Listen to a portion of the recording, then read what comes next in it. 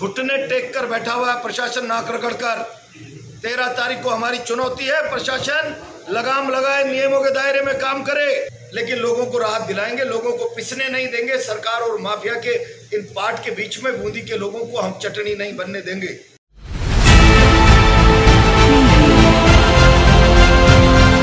दर्शन news, जो है आपका अपना विश्वास। में शासन नाम की कोई चीज नहीं है। ऐसा लगता है कि बूंदी में सारा प्रशासन, सारी व्यवस्था माफियाओं के हवाले कर दी गई। पिछले 2 महीने से बसोली मोड़ पर गुंडों का साम्राज्य कायम है।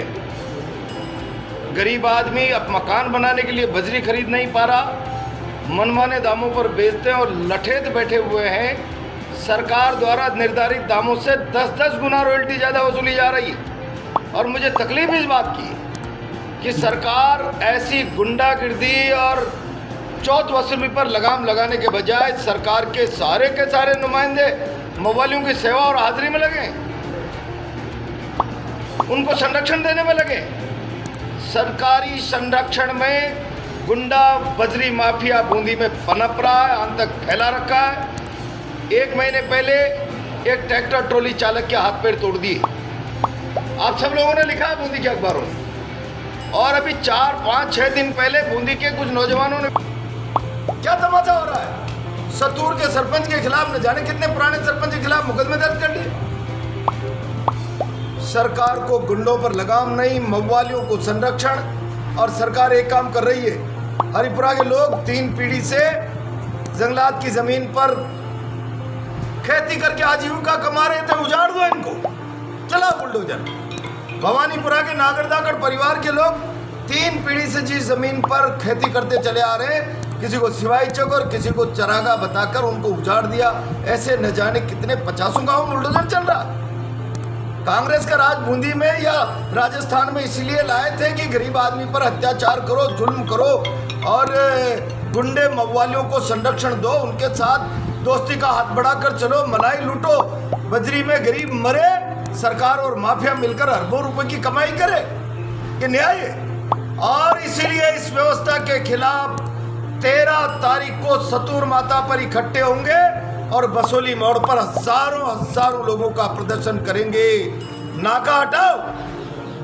MNCR में mines mineral and concessional act के अंदर तहसील के बाहर कोई नाका लगाने का प्रोविजन नहीं है।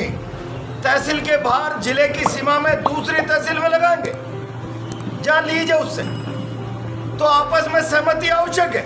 जगह से कम दरों पर बजरी लेकर ठीक रवन्ने में आ रहे हैं तो यहाँ पकड़कर पुलिस बंद कर रही है, मारपीट कर रहे हैं उनके साथ। एक नौजवान के, कौन से गांव का था, लोहारिया के नौजवान के ट्रैक्टर ट्रॉली से अपना घर बनाने की रेती रहा था, हाथ पैर तोड़ दिए। लेखराज नाम के व्यक्ति। ये जो बसोली मोड़ पे चौकी लगी है वो वैध है या अवैध? अब MNCR के तहत लगा ही नहीं सकते उसको। एक तहसील जिसमें लीज है उसकी सीमा आखिरी है, उसके बाहर दूसरी तहसील में जिले में भी लगाएंगे तो आपस में परस्पर उसकी सहमति आवश्यक है। जिले के बाहर तो आप लगा ही नहीं सकते। और अगर लगाना है तो आप अमेंडमेंट करिए, ऑर्डिनेंस लाइए, ताकि आपका चेहरा पता लगेगा कि आप माफिया के लिए समर्पित सरकार जो जैसा चाहे वैसा विधानसभा के कानून में माफिया बदलाव करा ले, तो आपका चेहरा जाएगा लोगों के सामने कि विधानसभा के बनाए हुए कानून में भी माफिया अपने तरीके से बदलाव करा लेता है। प्रशासन इस पे कोई कार्रवाई नहीं कर रहा है। घुटने टेक कर बैठा हुआ है प्रशासन, नाक रगड़ कर। 13 तारीख को हमारी चुनौती है, प्रशासन लगाम लगाए, नियमों के दायरे में काम करे। इसके लिए आगे की क्या रूपरेखा रहेगी और मौके पे देखेंगे क्या डिसीजन लेना है। अगर हमको जरूरत पड़ी कि बेमियादी पड़ाव करना तो हम बेमियादी पड़ाव करेंगे वहाँ लोगों के साथ चर्चा करके, लेकिन लोगों को राहत दिलाएंगे, लोगों को पिसने नहीं देंगे। सरकार और माफिया के इन पार्ट के बीच में बूंदी के लोगों को हम चटनी नहीं बनने देंगे।